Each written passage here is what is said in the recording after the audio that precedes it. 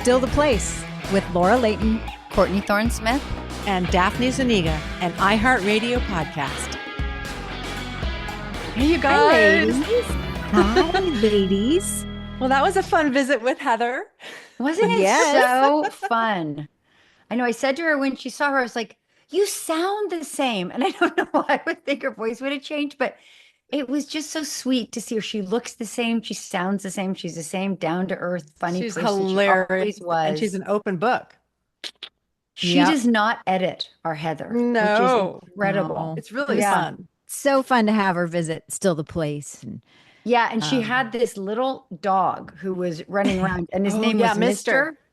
And I was watching one of my shows the other day, and the sexy woman said, "Hi, Mister." And all I could picture was Heather's little yappy dog.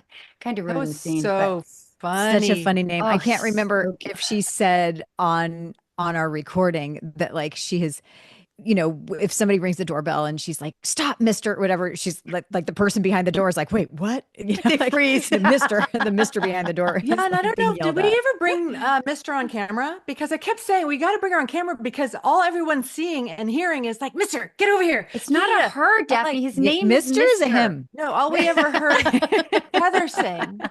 So all I'm saying is I wanted to get the dog on camera so everyone didn't think that we were like nuts. I think that Tiny little Maltese. Heather and Mister go lots of places together. So I think Mister's been on camera a lot, but he may not have made an appearance. We'll see. Maybe we'll see if they got him on camera. Maybe at the end. Maybe during the photo. She always had one, you know, dog owners relate to this. She always had one eye on him to make sure he wasn't peeing. She's like, Mister, Mister. Yeah. She's like, so yeah, by the way, the sex club. Oh, hold on. Throw that thing. Mister, get over here. I'm like, excuse me, what? What? Very fun combination of elements. Oh my God, I love her. So cute. And we talked about the last episode. We talked about both episodes with her, but she hadn't seen this one. So we're moving into episode 22, which is her second episode. And we found out from her, she was only signed for 4. Yeah. At the time, yeah. Isn't that crazy? Like she was signed probably to put a wedge in between Billy and Allison. And then she became... But she knew nothing about what she was supposed to do. She knew nothing that she was supposed to turn into like the bitch of the century. She knew nothing. It was like 4. And she looked at a couple episodes and said, "This looks like fun. Sure. That's it." Yeah. But it starts to go so fast. And it was so fun to see like the difference between 21 and then this one, 22. Like it's already like the relationship happens fast and everything happens fast. I can't wait to do this recap. I'm very excited. She turns into Amanda in this episode. It's like you see hints of like the Amanda that we knew and loved to hate. Don't you think certain lines? Really? I don't know. I thought she was super sweet. I thought so too. But like, I just think just the relationship that goes so quickly into like being a problem. I saw like that. It's a problem for me. I'll tell you right now, Laura. Not for them. I'm with you. I bet. This episode is basically a sexcapade. So let's get started. Oh, I'm very excited. All right. It's a wonder Daphne's here at all, not stuck in some boudoir somewhere. Filth pile. All right. I know. So we start off in Shooters, and Amanda and Allison are toasting to a great working relationship. And Amanda's in her red suit, right? Like, what do you say about red suits? Daphne's wearing red in honor of her. Like, that means they're going to do something bad. And I'm wearing like 7 layers of white stuff. White, blousy, belted, pleated pants, a sweater over a sweater. How did I let that go by? And Amanda mentions that she has a boyfriend in New York and invites Billy and Allison to come to her lake house platonically. And Allison says they're planning to go skiing, but remember, she's supposed to meet Billy, and she charges out to go meet Billy. So did you guys see any indications in this scene of what was to come? It did not at all appear that Amanda was going to turn competitive or contentious. She seemed super sweet and like just very much, like a kind invitation. And she wants to make this relationship work with her coworker. And it just all she has a seems boyfriend, so lovely. so there's no threat. Right? Yeah. She has a boyfriend in New York. Unless so it's 30 years later and you're looking with a microscopic eye, you don't notice that Allison's wearing big, billowy, shapeless, white, unattractive stuff against Heather Locklear. You don't notice that at all. I can't believe I let that slide. It must have been explained to me. So next we come in, we're outside Joe's apartment, and Jake is walking. What is it about me and Grant in a cashmere sweater? I'm just like, nice. Oh my God. Maybe it's because he looks so preppy. So he's walking in a black cashmere sweater. I'm dying. I think you should put him on a vision board. He was. just a blank face. Apparently, I just want a cashmere sweater and a man in it. Yeah.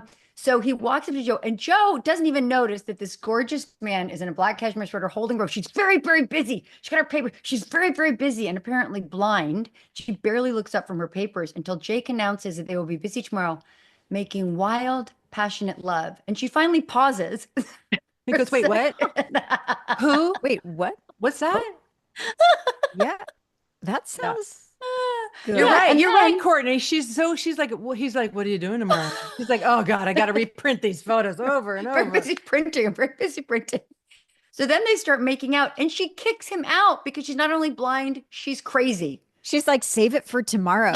Yeah, they've made a very deliberate plan. Papers, Laura. She's got papers. Papers are important. Very important. Jeez, Joe. So then we go to Billy and Allison where they're absolutely not making out. Billy's heating up pizza, mad that Allison stood him up. And he says it was a crazy sale. Allison almost apologizes. Was this sort of really snotty? I'm sorry, but it was a work thing. Did you notice how non-apology that apology was? Well, totally. You were so angry.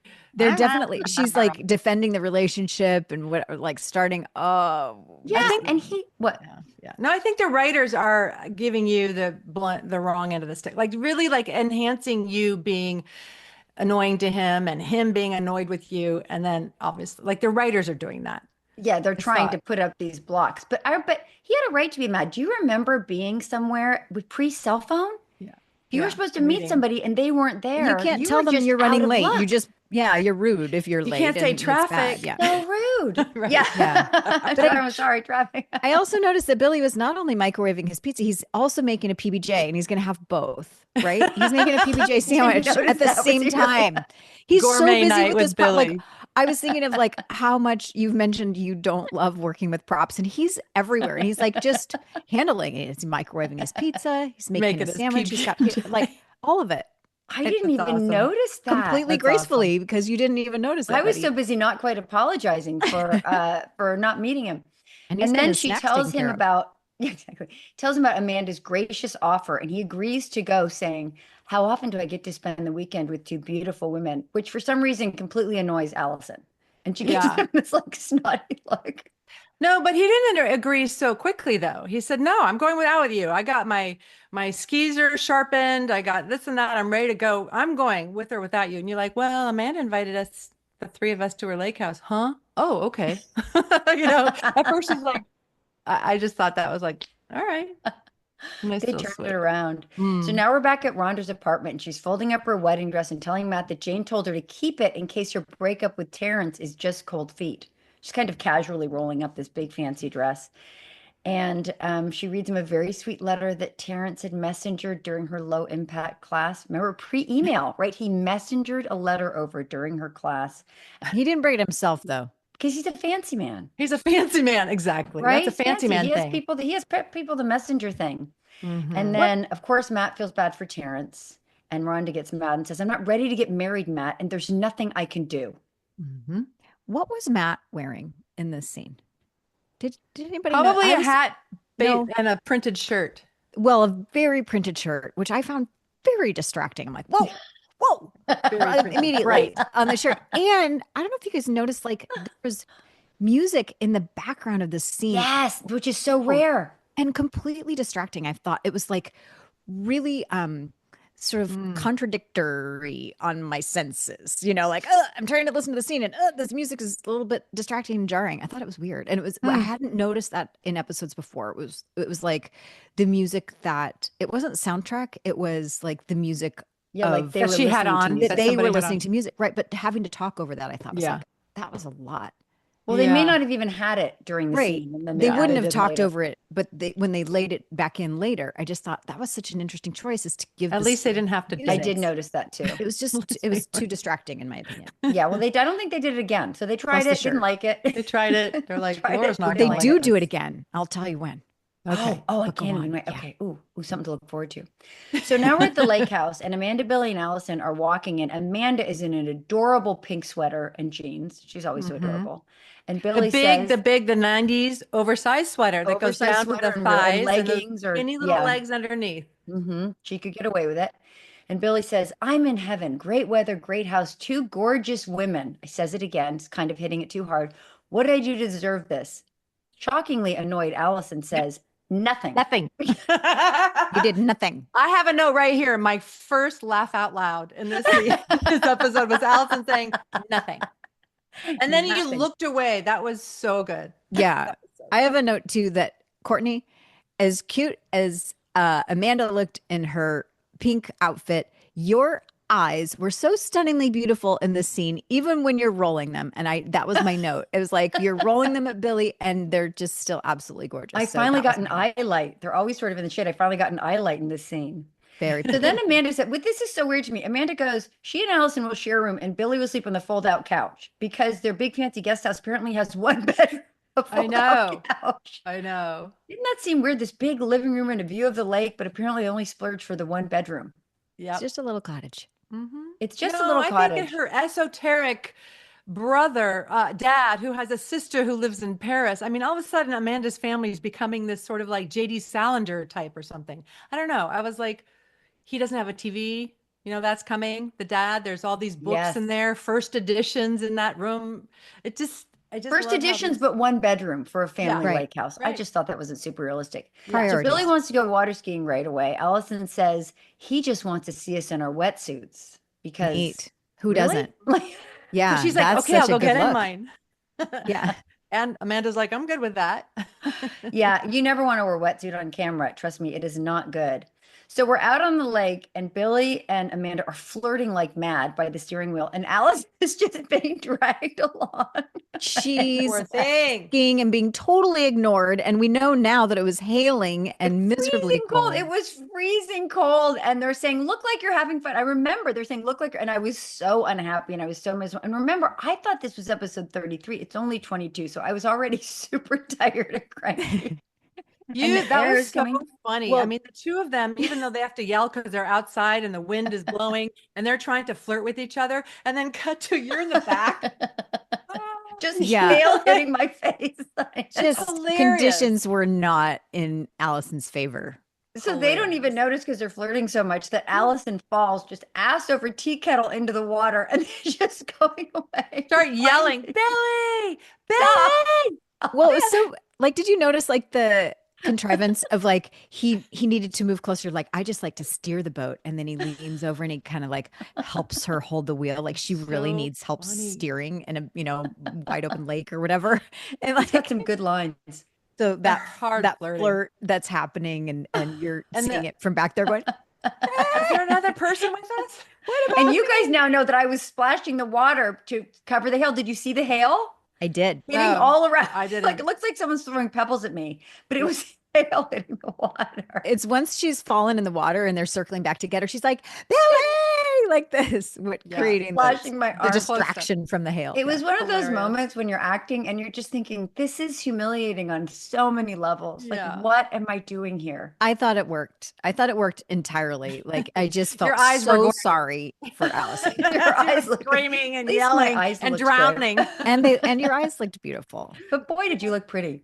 Yeah. So we're back in, and I am already sick with the cold, which came on very fast. And I would like to say, fully committing to the cold, right? I'm talking like this. There's not, I'm fully committed. I feel like I'm coming down with something. I have a full on cold.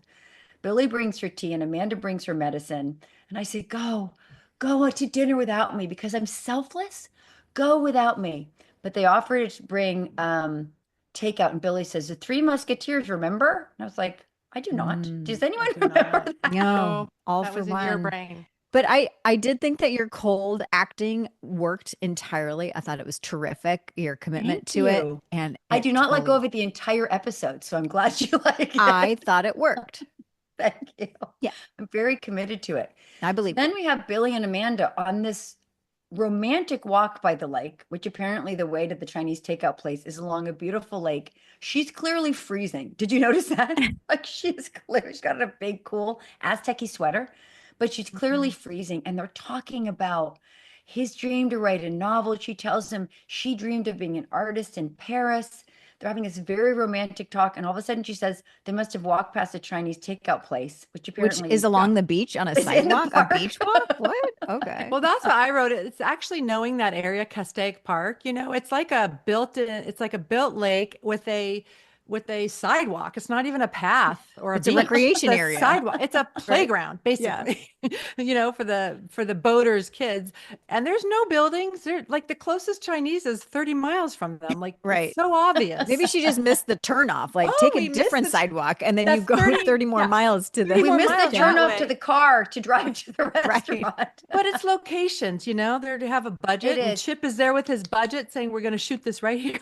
It was beautiful and way too romantic. And when they pass it, Billy says, we must be preoccupied. And Amanda says, we must have. Again, poor Allison home on her deathbed. Yep. Yeah. I'm feeling very sorry. Were you mad for me? Yes, entirely. And I learned that that Amanda loves to paint. I mean, Who knew? I don't even remember that. Like, does that ever come back around? Like, she's got all these like artistic things, and do those come into play later on with this character? We'll have to wait and find out, because I don't remember she's painting naked pictures of all the men she sleeps with. Maybe that's how she. Otherwise, it doesn't really come back. But I do feel quite sorry for Allison every minute of this episode. Go on. Thank you. Plus that terrible cold, Laura. It's really sad. So I think it's pneumonia by now. Yeah. Just don't walk anywhere. It came on so fast. Right in the ER. It came on because you were like, in that close-up, help. The hail. It was the hail. So sick. Hey y'all, it's your girl Cheekies, and I'm back with a brand new season of your favorite podcast, Cheekies and Chill. I'll be sharing even more personal stories with you guys. And I know a lot of people are gonna attack me. Why are you gonna go visit your dad? Your mom wouldn't be okay with it. I'm gonna tell you guys right now, I know my mother. And I know my mom had a very forgiving heart. That is my story on plastic surgery. This is my truth.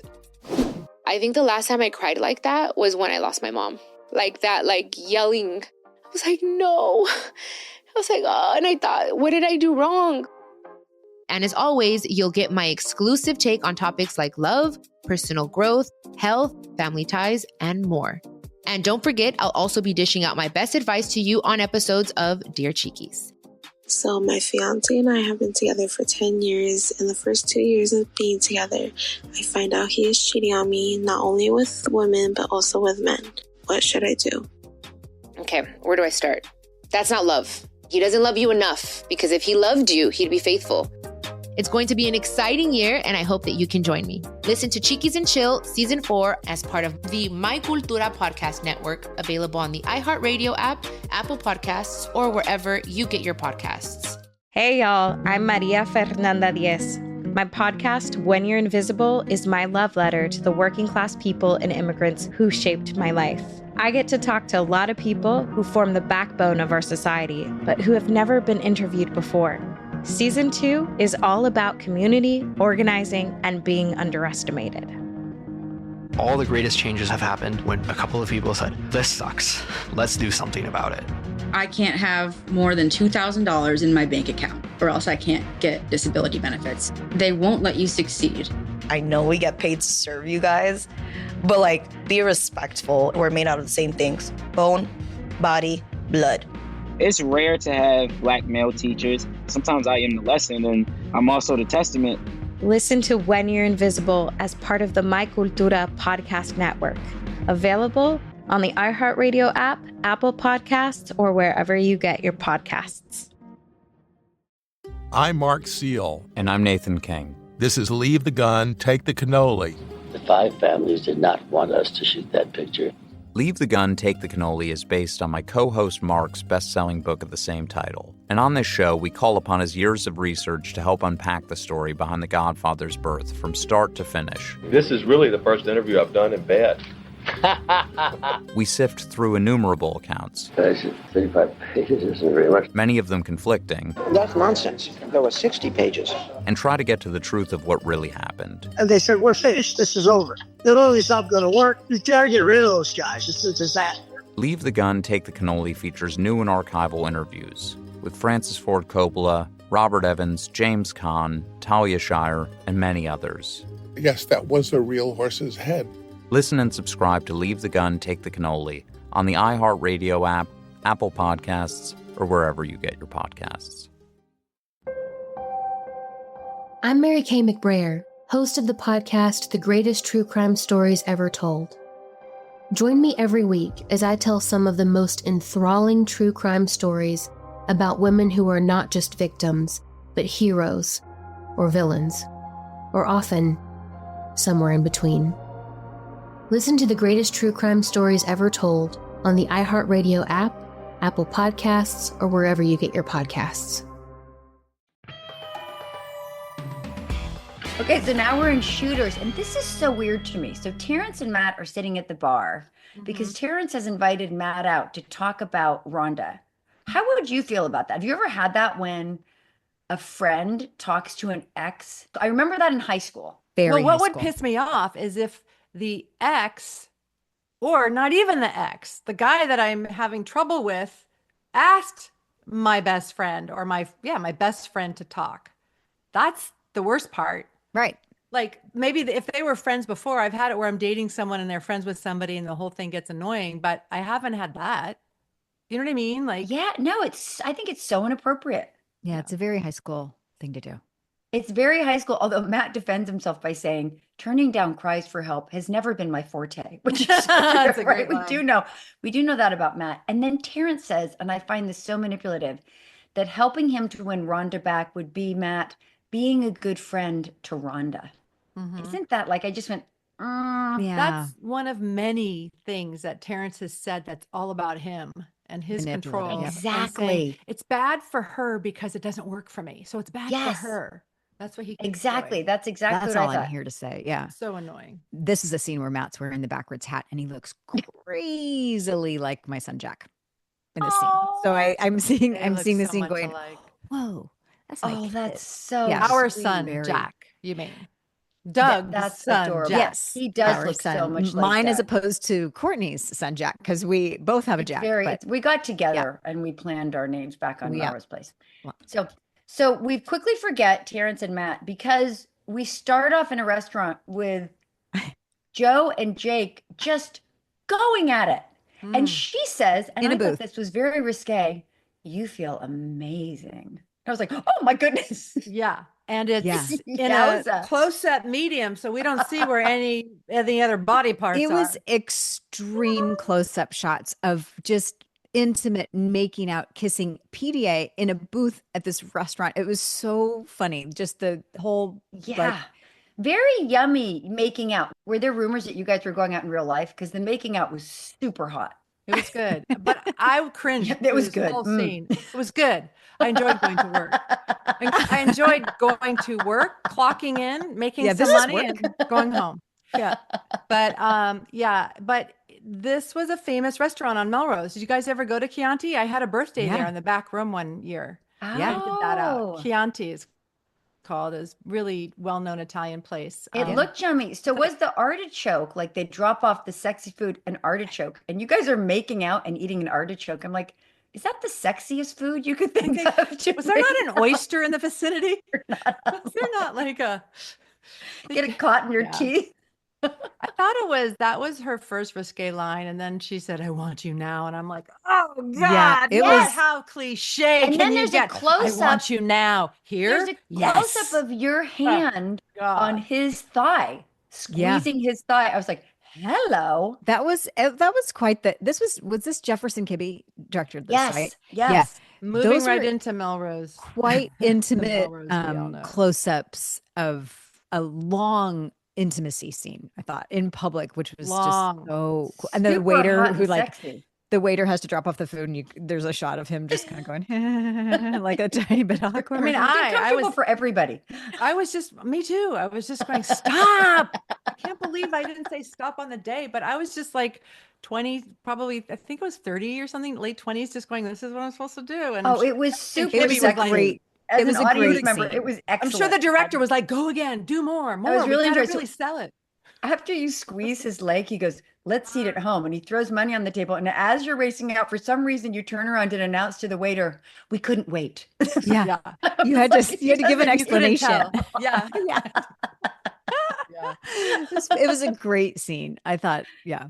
It really was. It was super sexy. So now we're back at the lake house and we're all surrounded by takeout containers. We've had Chinese food because they finally found it. They walked and drove and went 30 miles to the Chinese takeout place. And we're all drinking cognac. Billy suggests a movie. Amanda says they don't have a TV and suggests they play Truth or Dare. Allison balks and Billy says she's got something to hide, to which I yell, I do not. For some reason, did you hear how loud that was?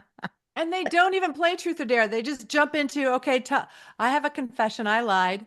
Oh, yeah, I lied too. That's not Truth or Dare. Yeah, there's no truths. There's no Truth or Dare. At the And very the end, truths someone says, are okay, about the lies. Yeah, they all just share some lies they had. They just share. Let's play just the confess. sharing lies game. Yeah, let's just tell each other. Did you hear secrets. that Billy said, I have a lie from the Keith annals? And I was thinking, how many jokes about Keith's anals do you think happened that day? Oh my God. Like, what and a when lie. when he read the script, did he misread it at first and go, why am I do I need to say that line? Keith's anals. I know. It just made me laugh. So he admits that he didn't tell Allison about Keith calling after they broke up, which is pretty intense information, right? Did we see that? Oh, we did see that on the show. Yeah. Mm-hmm. Yeah, we did see that.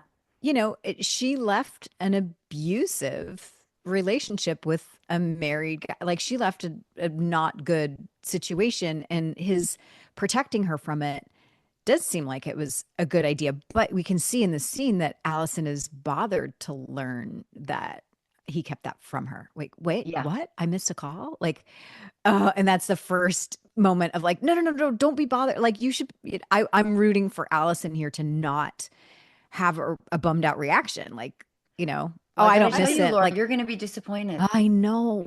I can tell that Billy is saying that to give it to, just turn the screw a little bit. He's into like pissing you off. Oh, you like, think so? Yeah, I think so. I mean, you guys just have this back and forth and he's like, I have a confession. I mean, if he's, I think, I think, unless I'm reading it wrong, that he confessed, it's a lie to you, no? Well, that he didn't tell the truth when the call came, and he's admitting it now. But I got the sense that he really did think that was the right thing to do. He was protecting her. He thought, this is a bad relationship, and this is the right thing. But he's choosing to say that now to Allison, where she's already sick and feeling disempowered and off her, game. And he's like, oh, I have one to say. I just think it was a dig. That's all. I just think it was a dig. I don't know. Maybe. Yeah, you guys do this back and forth. So then Amanda admits that she doesn't have a boyfriend. Well, she says they kind of have a boyfriend, but they don't see each other. They see each other once a year and write letters. Again, no email. Like, imagine writing, I have to tell him something, and you write a letter and you send it. Apparently they don't talk on the phone. Anyway, then Billy says, that's not a boyfriend. That's a pen pal, which I thought was a good line. And then doesn't she say, I think I use it as a protection so I don't get involved with guys? Yeah. Isn't she confessing that for Billy? She's saying that for him. Yeah, he's just a ruse. Like I just an excuse. He's not a real for him too. Yeah, it's not real. I'm available. I'm available. And then Billy asks if anyone has ever really been in love, and the camera just pans across through quiet faces. Although I think Allison loved Keith, right? I don't know if do you think I don't know that she was thinking that in this moment though. I loved that they left the question hanging. Nobody answered it, Yeah. I think you had to look like, I think, yeah. I mean, I think you can read a lot of things into it. Like, I want to read into it that she's thinking, well, maybe I'm in love with Billy, but wait, is that, like there's a lot of ways to read into that look. So I just love that it wasn't answered at all. And I don't want her to be in love with Keith. So this is where I am. I know, it's an audience it's going to be member. very disappointing for you, Laura. Anyway, so now we're back outside Joe's apartment. And so, Jake and Joe are so excited, as we saw in the restaurant. They couldn't even wait. And Joe can't even work her keys. She's so nervous. Cute. She says, I can't believe this. I'm so nervous. And Jake adorably says, I am too. Oh, it's so sweet. She invites him in and they're all nervous. And Daphne, did you notice her tassel pants? Can we talk about the fringy fancy pants? Fringe pants? They're like sweater. Iconic. not sweater. They were tassels. They look fringe, yeah. Like if you shake. Like Shania Twain or Beyonce would wear in a Western thing. Like they shake when you move. Yeah, they were like layers, tiers of fringy thing all the way down. They were so cute. Yeah, and of course, we didn't see them in the restaurant, but now we get to see them. I'm so glad we got to see them. I think I moved a little so he could see them. Well, I'm nervous. Shake. I know, it was super cute. And then Joe says, I feel like I'm 15, which is so sweet. And then Jake, gentleman that he is, asks if it's too soon. But she says no and just rips his shirt off. Yeah, no, not too soon. Let's go. No, let's go. And it's so cute. Then you disappear down into the bedroom. Do you remember if you shot this out of order? Like if you shot the apartment first? Because it was such a, you like backpedaled, you guys, the characters are backpedaling on the like urgency, all of a sudden you get to like the apartment. It's like, oh shoot, we're really going to do this. You know what I mean? And so the energy and the urgency isn't like, did we shoot what out of? What do you mean? Like the restaurant scene where you're making out like mad and you're like, we have to go now and we need to have sex now is like the message in that scene. And then you get to the apartment and it's like so sweet and so like careful. And I just thought it was, I thought that worked because totally. It's one thing to be that you really have sex in a restaurant unless it's the club that Heather goes to, but you can't have sex in a restaurant. So it's safe to kind of go at it and tease each other and push the envelope. And then they actually get to the door and then into the apartment where they're actually going to happen. And I feel like the moment makes them both nervous. Yeah. I thought that was how we shot it, but I just thought that was so cute and insightful and stuff. Yeah. And then, but it also made me wonder if you'd shot it out of order, like you wouldn't have the idea that, oh, this one is going to be so frenzied. Like it wouldn't have distracted you from like how to play this scene. I've had this happen. You're at the restaurant, then you have the drive home and it's kind of, you get nervous and you can't get a key in. And then it's just, you're like, what are we doing? I just starting again. Yeah. Yeah. It was so sweet. Yeah. I think it's more realistic than if you were just like hungry, go for it. I just feel like, it's real. It's real. It's such a sweet layer. I love this relationship. I'm already sad that you guys are going to break up. I'm already sad. I think it's so sweet. Wait, what? No spoilers. Wait, slow down. Unless they're still together somewhere. Did I miss that? I mean, at one point I remember I kissed Go to the next scene. Something else happened. Freaking me out. All right. Let's enjoy it while it's still. So we're back at the lake house. Billy Ellison and Amanda. Oh, sorry. I have a note. Sorry, Courtney. Got to stop you. I have notes in all caps. And this is my note. And by the way, Court, her bookshelves are full of books. Oh, you're settled in. Packed with books. I love that. You're settled in. I love thought that. of you. Oh, that's very sweet. I love that evolution. Yeah. She just went out to like the used bookstore and just like books by the yard. Yep. Yeah. Hey y'all, it's your girl Cheekies and I'm back with a brand new season of your favorite podcast, Cheekies and Chill. I'll be sharing even more personal stories with you guys. And I know a lot of people are going to attack me. Why are you going to go visit your dad? Your mom wouldn't be okay with it. I'm going to tell you guys right now, I know my mother. And I know my mom had a very forgiving heart. That is my story on plastic surgery. This is my truth. I think the last time I cried like that was when I lost my mom. Like that, like yelling. I was like, no. I was like, oh, and I thought, what did I do wrong? And as always, you'll get my exclusive take on topics like love, personal growth, health, family ties, and more. And don't forget, I'll also be dishing out my best advice to you on episodes of Dear Cheekies. So my fiance and I have been together for 10 years. In the first 2 years of being together, I find out he is cheating on me, not only with women, but also with men. What should I do? Okay, where do I start? That's not love. He doesn't love you enough because if he loved you, he'd be faithful. It's going to be an exciting year and I hope that you can join me. Listen to Cheekies and Chill Season 4 as part of the My Cultura podcast network, available on the iHeartRadio app, Apple Podcasts, or wherever you get your podcasts. Hey y'all, I'm Maria Fernanda Diez. My podcast, When You're Invisible, is my love letter to the working class people and immigrants who shaped my life. I get to talk to a lot of people who form the backbone of our society, but who have never been interviewed before. Season 2 is all about community, organizing, and being underestimated. All the greatest changes have happened when a couple of people said, this sucks. Let's do something about it.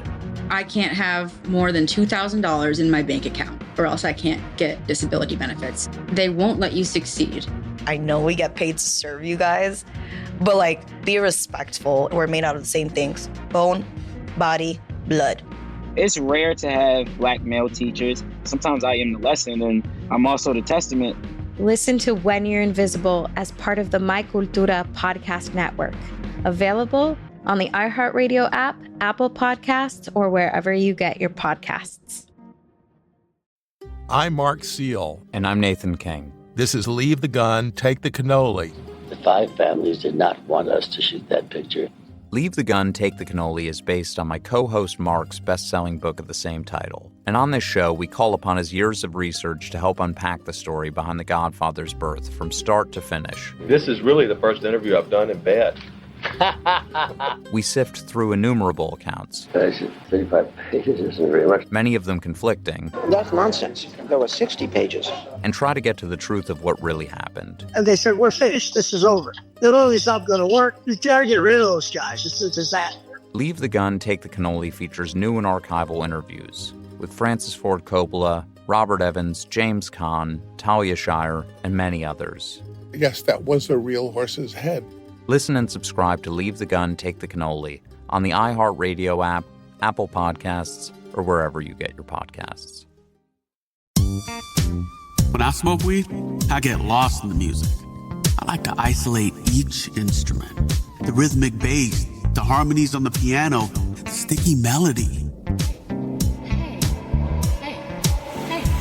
Hey, careful, babe. There's someone crossing the street. Sorry, I didn't see him there. If you feel different, you drive different. Don't drive high. It's dangerous and illegal everywhere. A message from NHTSA and the Ad Council. Okay, so now we're back at the lake house. Billy, Allison, and Amanda are putting away dishes. Allison goes to bed because I don't know if I mentioned she has a cold. You may not have noticed, talking like this the whole time. She wasn't feeling great. And so she leaves Billy and Amanda alone, just put away the last bit of the dishes.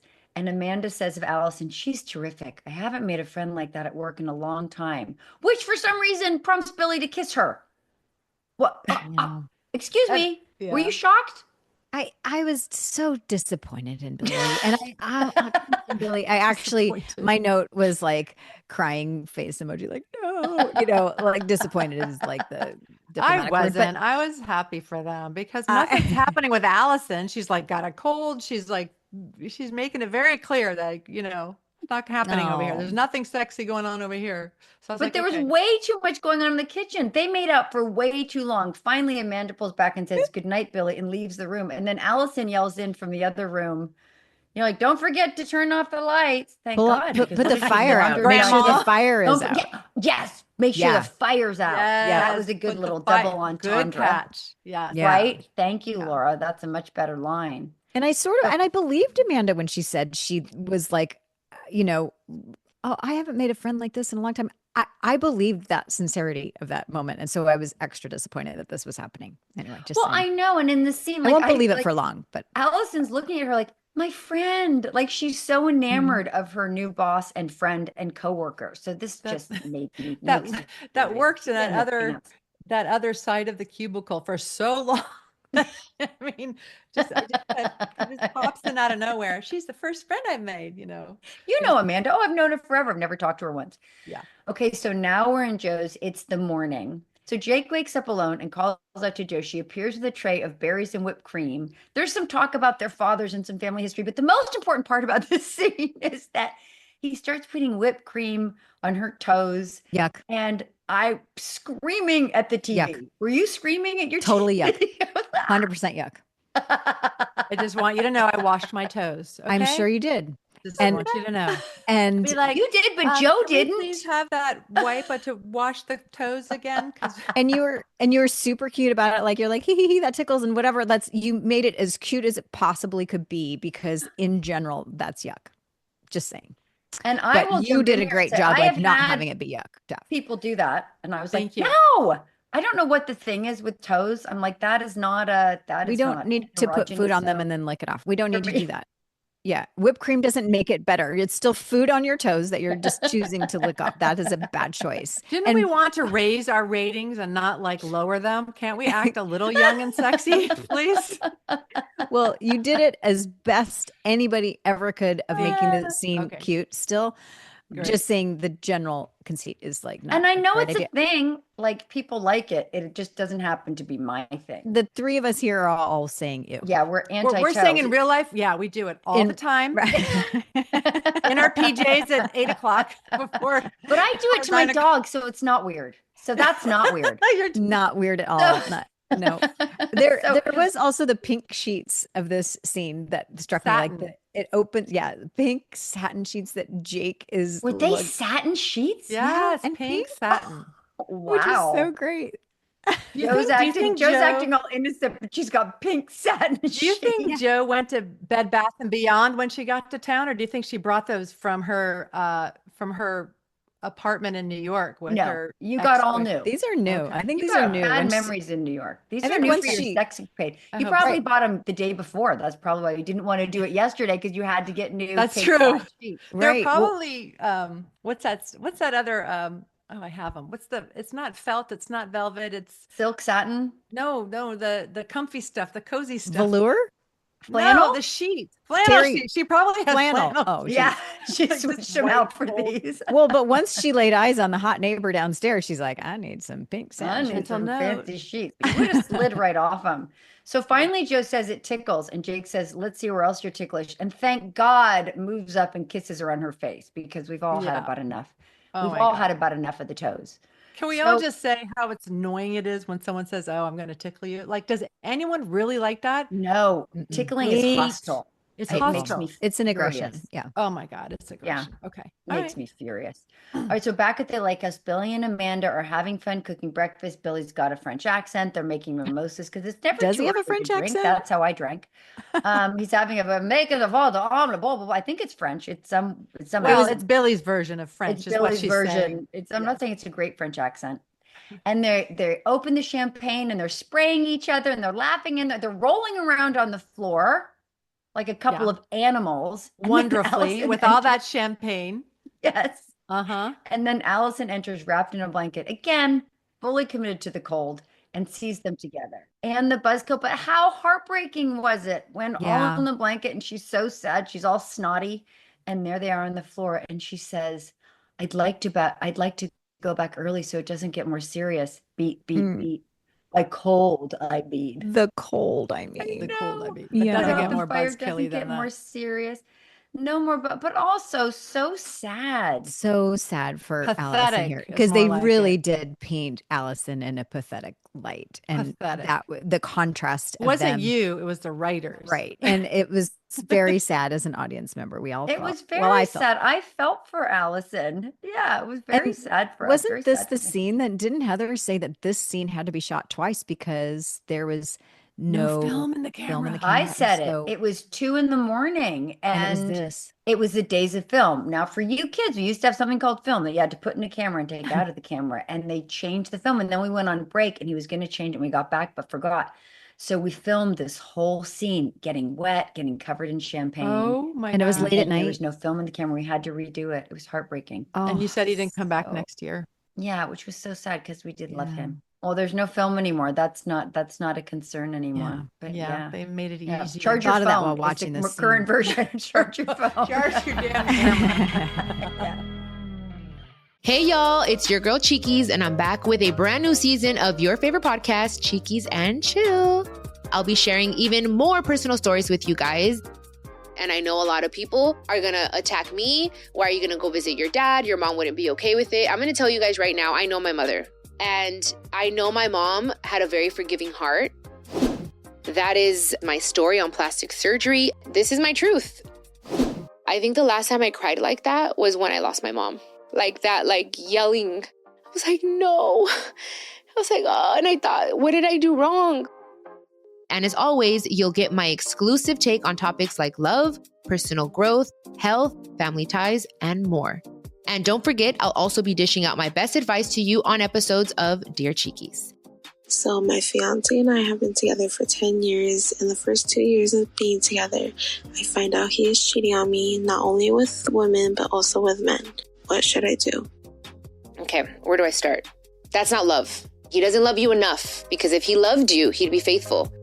It's going to be an exciting year, and I hope that you can join me. Listen to Chiquis and Chill Season 4 as part of the My Cultura podcast network, available on the iHeartRadio app, Apple Podcasts, or wherever you get your podcasts. Hey, y'all. I'm Maria Fernanda Diez. My podcast, When You're Invisible, is my love letter to the working class people and immigrants who shaped my life. I get to talk to a lot of people who form the backbone of our society, but who have never been interviewed before. Season 2 is all about community, organizing, and being underestimated. All the greatest changes have happened when a couple of people said, this sucks, let's do something about it. I can't have more than $2,000 in my bank account, or else I can't get disability benefits. They won't let you succeed. I know we get paid to serve you guys, but like, be respectful. We're made out of the same things: bone, body, blood. It's rare to have Black male teachers. Sometimes I am the lesson, and I'm also the testament. Listen to When You're Invisible as part of the My Cultura podcast network, available on the iHeartRadio app, Apple Podcasts, or wherever you get your podcasts. I'm Mark Seal. And I'm Nathan King. This is Leave the Gun, Take the Cannoli. The 5 families did not want us to shoot that picture. Leave the Gun, Take the Cannoli is based on my co-host Mark's best-selling book of the same title. And on this show, we call upon his years of research to help unpack the story behind the Godfather's birth from start to finish. This is really the first interview I've done in bed. We sift through innumerable accounts. 35 pages isn't very much. Many of them conflicting. That's nonsense. There were 60 pages.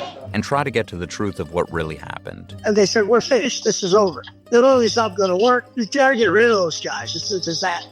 Leave the Gun, Take the Cannoli features new and archival interviews with Francis Ford Coppola, Robert Evans, James Caan, Talia Shire, and many others. Yes, that was a real horse's head. Listen and subscribe to Leave the Gun, Take the Cannoli on the iHeartRadio app, Apple Podcasts, or wherever you get your podcasts. I'm Mary Kay McBrayer, host of the podcast The Greatest True Crime Stories Ever Told.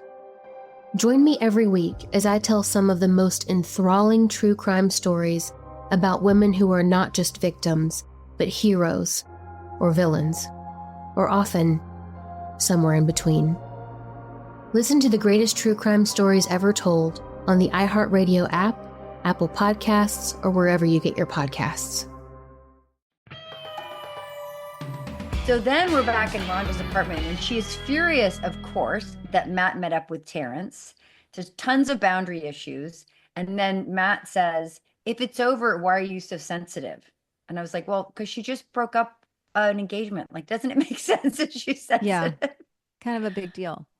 Yeah. And I was thinking, like, because Doug is sweet Doug, only he could make this sort of make sense, right? Like, I have compassion for Matt because Doug is so sweet. Anybody else, I would just hate them in this scene. Yeah, it's like he's a reluctant participant in this plan, but he's also like calling out what he sees in Ron. Like, I am reluctant to even get involved in this, but I do have to say, it looks like he might still have feelings and maybe there's something else you should be doing. Yeah, exactly. The thing is, when you are, have you guys ever been pulled into the middle, like sucked into the middle of, there's no win-win. Like, there's you have, each side wants you to be loyal to them. And if you choose one, it inevitably will be used against you. If you just do a little bit to each, they'll both come at you. I mean, there's no winning. Yeah, especially if, God forbid, they get back together and it's hard. And you're like, he's the worst. And then they both turn on you. You're like, oh dear. So what are you to do? Yeah, and they both turn on you. Just don't answer your phone, I guess. It's a tough situation. So now we're back in Joe's appointment, super post-coital. And Joe feels up Jake's muscles for the rest of us, which thank you for doing that, sweetie. It was nice. We all kind of want to do that. It was super nice of you to do that for us. And you're looking very pleased with yourself. Then Jake says, that was great. And Joe purrs, yes, it was. And the audience is like, I knew it was going to be great. I knew it was going to be great. Yeah. I love that. I love the whole vibe of that, the morning after, and they're so comfortable with each other. You know, she comes out in her robe, that beautiful satin robe that she has, kimono or something. And he's so comfortable. And, it's so great to see Grant as Jake, just his warmth and caring towards her for this whole arc. And then now too, he's comforting and he's like, hey, Joe. And she's like, yeah, that was great. It was like so reassuring. She's like, yeah, it was. Because she's a tough girl. She couldn't just say, oh, I'm so glad. She's like, yeah, it was. Because I've had a lot too. Anyway, I they're just very, love that. very sweet together. And they're upstairs, downstairs. So you just know, they're going to be seeing a lot very of each morning other. after in love vibe. Oh, so sweet. So yummy. So then we're outside the exterior of the apartment. Billy and Allison are walking in and they're checking their mail. And Billy goes, you're sulking. She goes, no, I'm not. She's throwing mail at him one piece at a time, like Any little for me? daggers. Throws it to him. Why would I be sulking?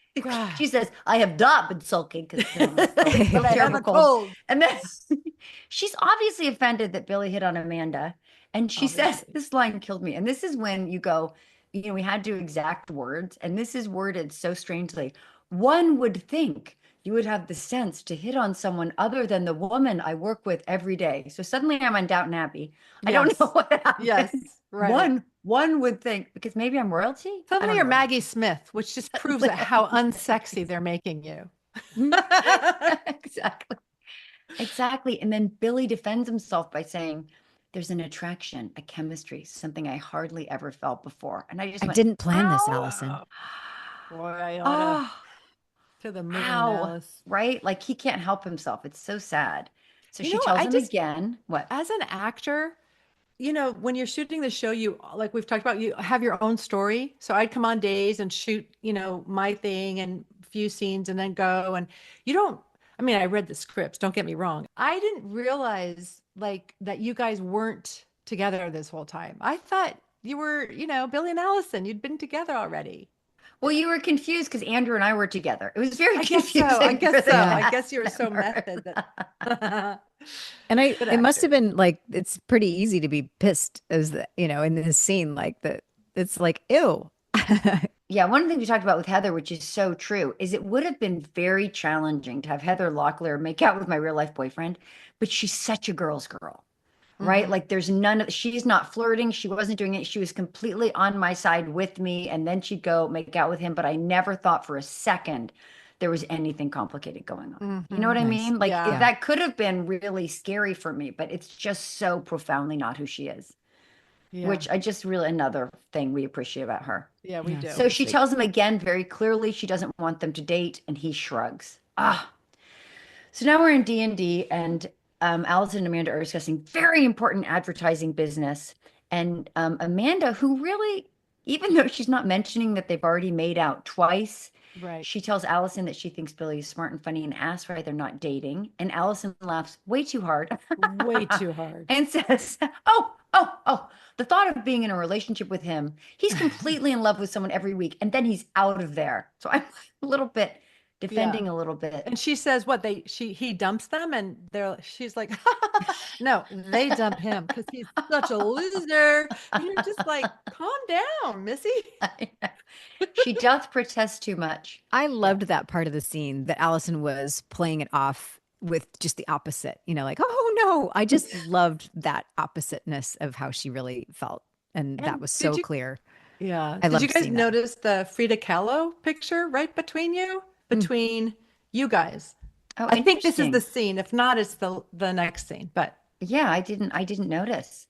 But Amanda doubles down and says he's adorable, to which Allison says, I hope your criteria extends beyond adorable, because I am just not happy about it. So then Amanda smiles, and apropos of nothing, suggests maybe they work at Allison's house tonight.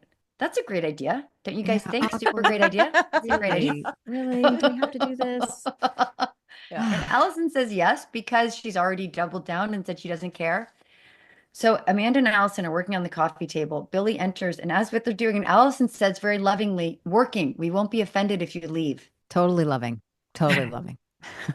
Super loving. Instead of leaving, he settles in and offers the tagline, maximize your advantage in life and love. It might make the difference. Well, did you notice that Allison's working on subliminal imaging, and Amanda is working on finding pictures of happy, successful people maximizing their advantage. It's like, oh, I guess that is exactly what we're doing here. Yes. Allison is working on that. And she is working on that. Yes, and it's perfect. And we're going to give him a subliminal message. And then Amanda loves it and sends Allison out of the room to find an article. Because remember when you had to have actual articles, you couldn't just look at, you didn't say, hey, Google that. You had to actually get up and leave.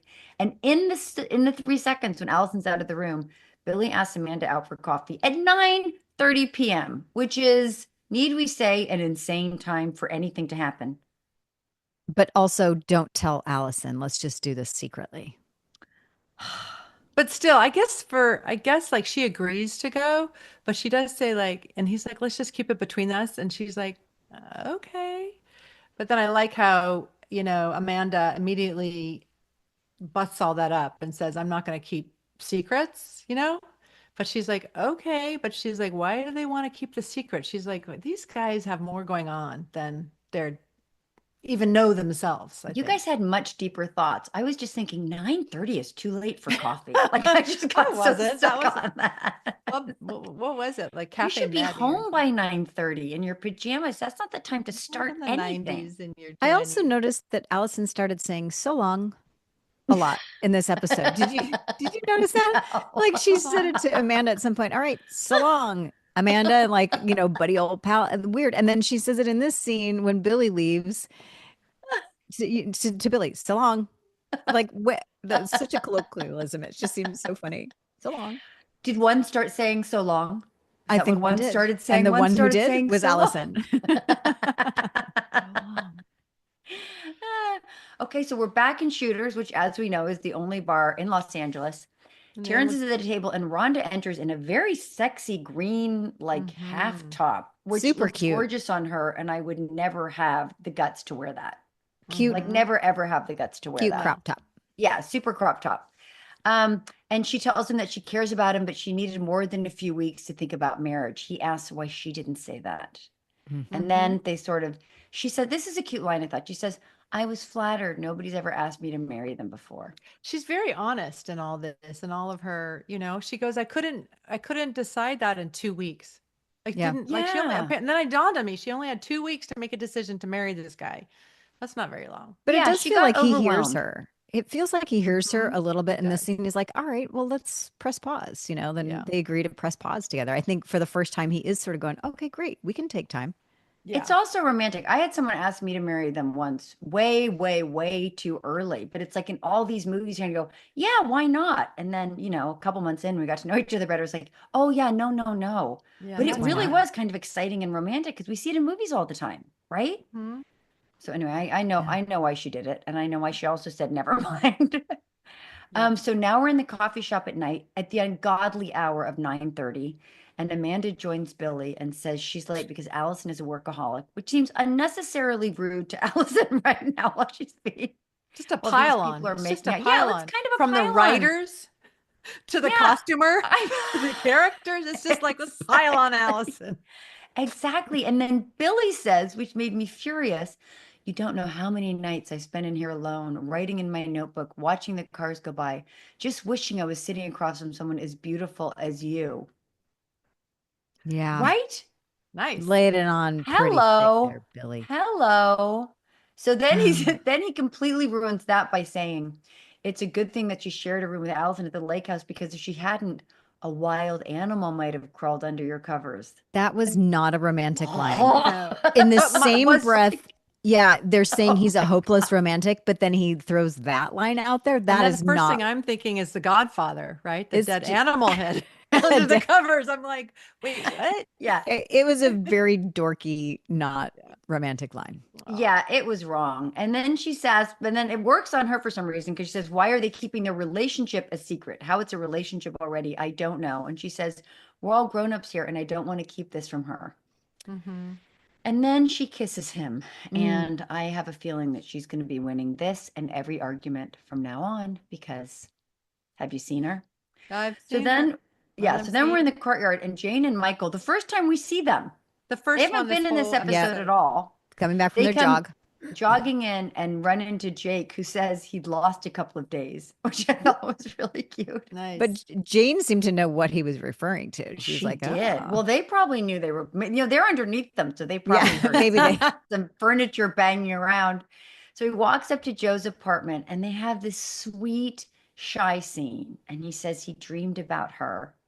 And she asks how work was, and he says anticlimactic and really lonely. And I wrote here swoon. Oh my God, it's so sweet. And Joe says, I warned you about us being too good together. And they have this really sweet, vulnerable scene. Right?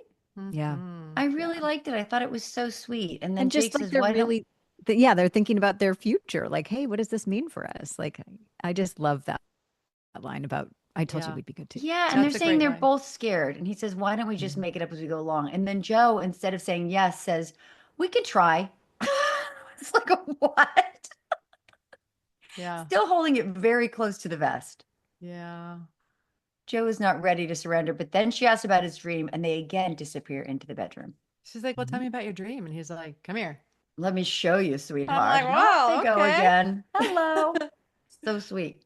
So now we're back in D&D, and Amanda and Allison are talking across their cubicles, and Allison tells Amanda how much she wants their partnership to work. This is the Frida Kahlo scene. Sorry. Oh, this is it? This is it? Because you're eating salad or something.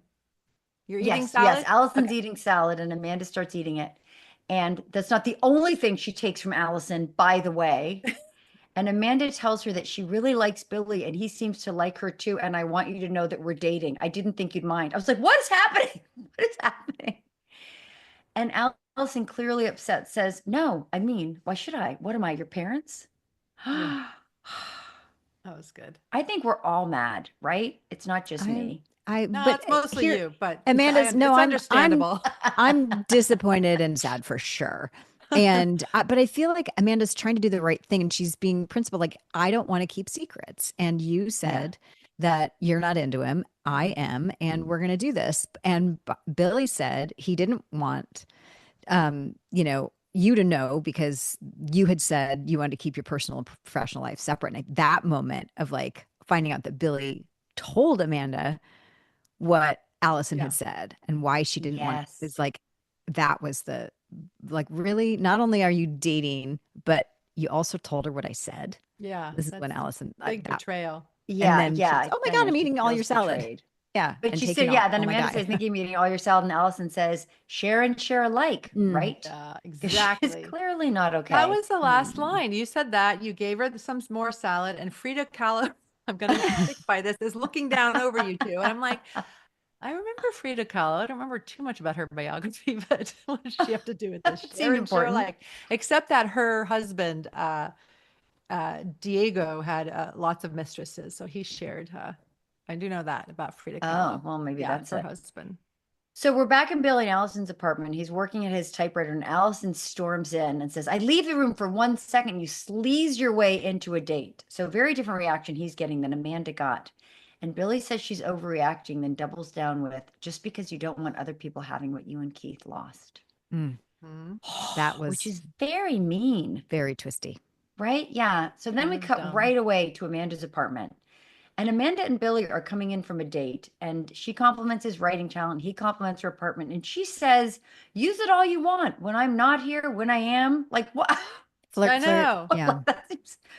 That seems very fast. She's encouraging him to not be stuck at home with that wench that's so miserable and such a buzzkill. Maybe that's it. She's trying to come move over, him be a grown up, be an adult right away.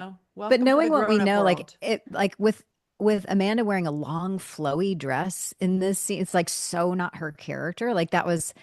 Did you notice her flowy dress? Long. Like out of It was character. tight. It was wardrobe. long but tight. Yeah, it wasn't flowy. Yeah, and the like just a romantic vibe of a dress. It wasn't like a business suit. It was just it was like a grown up interesting date look dress. for her. And also like I had to remind myself, oh, this nice apartment that she's living in is not at Melrose Place. Like she lives somewhere else. Like we're so used to envisioning her living. I think it was in the Melrose Place. marina. I think because they had boats and stuff, so it was like city marina. Big That's apartment. such a good point. That she was living somewhere else. Yeah, that's interesting. So Billy tells her that he feels guilty about Allison, but Amanda says she's fine. And then he says, let's not talk about Allison. And she says, let's not talk at all. And then they make out again. Yes. Yeah. You gotta let this it is go. on. You It's gotta happening. admit what's happening here. It is happening. So then we're back at Billy and Allison's apartment, and poor Allison is on the couch with a half-gallon of ice cream and a spoon. And then she looks over at a picture of Keith, and picks up the phone. at which moment Laura is going, no. That's Because exactly we what already I know was she's doing. not a Don't fan. do it. Yeah. His machine answers and she chooses not to leave a message. Instead says, damn, under her breath. Because nobody wants Allison to be with Keith again or to reach out in this horrible, vulnerable state that she's in. Yeah. And Nobody I wants fear that. that's what's happening. And that's how the episode ends. And that's feeling the sorry for Allison end. and dread of what she's thinking next. That's it. And poor Allison, the only one who didn't make out through the entire episode. Yeah. Okay, I don't mean to like take this and smush some more on you, but I might as well. But because did you skip right over Amanda sitting on Billy and saying you're with a woman now? Or is that the next episode with that belt? She takes off his I belt. think that's the next episode. That's not, Spoiler you're, Daphne. you're watching ahead. Quiet girls. Quiet girls. This is a teaser for next episode. And then she goes down his 8-pack, tracing his abdomens down below with Amanda on Bill. Oh, what was that next episode? Okay, sorry. Yeah. All right. We're going to get there. So you're not the only one having like extreme close-up makeouts. Yeah, it's really. Well, this is we've talked about, you've been seeing little moments of, this is when it turns into the Melrose we all remember. Yeah. Right? Like this is it really making that turn. Yes. We gave up a while ago on doing kiss count, but if we were doing it now, it's like, forget it. I think the switchboard would be like, we have to start toe count. Yeah. It's make out. It's but yeah, because Melrose wasn't just like everyone betraying each other. It was like everyone making out with each other, going to bed with each other. So this is definitely, it is happening. The writers going, let's do this. Let's like screw that old. They're all good. Yeah, I'm gonna have to watch that this next episode soon to see Andrew's 8-pack. It is happening. All right. So that's our Still the Place recap for this week, episode 22. We are having one of our producer writers on very soon. Chuck Pratt is coming. Yes, that'll be fun. And we get to have more stories of behind the scenes and all his recollections.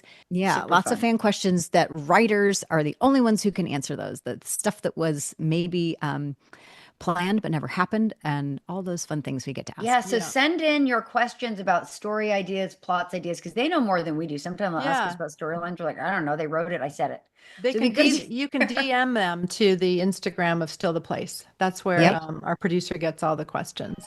And as always, thanks for listening, and don't forget to subscribe so you never miss a minute or a Melrose Minute, which is going to be coming next. So thanks for tuning in. Bye. Good to see you guys. I'm going to need to cool down after this one.